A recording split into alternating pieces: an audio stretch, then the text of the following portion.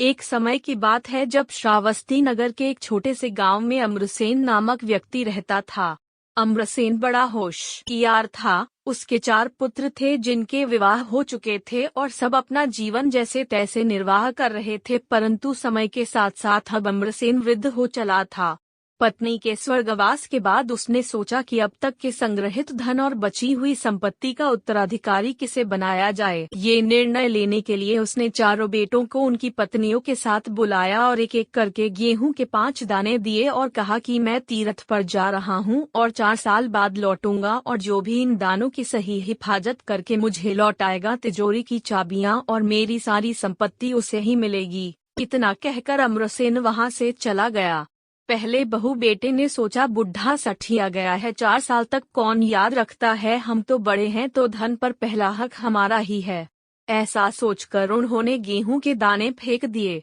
दूसरे ने सोचा कि संभालना तो मुश्किल है, यदि हम इन्हें खा लें तो शायद उनको अच्छा लगे और लौटने के बाद हमें आशीर्वाद दे दे और कहे कि तुम्हारा मंगल इसी में छुपा था और सारी संपत्ति हमारी हो जाएंगी। यह सोचकर उन्होंने वो 5 दाने खा लिए।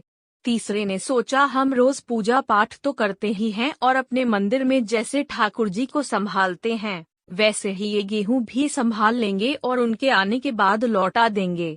चौथे बहू बेटे ने समझदारी से सोचा और 5 दानों को एक एक कर जमीन में बो दिया और देखते देखते वे पौधे बड़े हो गए और कुछ गेहूं उगाए। फिर उन्होंने उन्हें भी बो दिया। इस तरह हर वर्ष गेहूं की बढ़ोतरी होती गई। 5 दाने 5 बोरी, 25 बोरी और 50 बोरियों में बदल गए।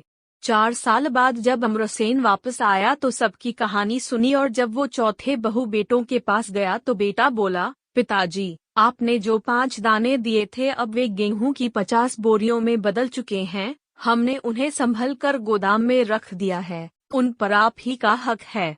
यह देख अमरसेन ने फौरन तिजोरी की चाबियां सबसे छोटे बहू बेटे को सौंप दी और कहा, तुम ही लोग मेरी संपत्ति के असल हकदार हो।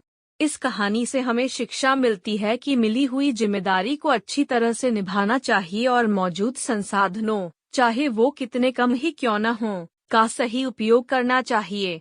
गेहूं के 5 दाने एक प्रतीक हैं जो समझाते हैं कि कैसे छोटी से छोटी शुरुआत करके उसे एक बड़ा रूप दिया जा सकता है।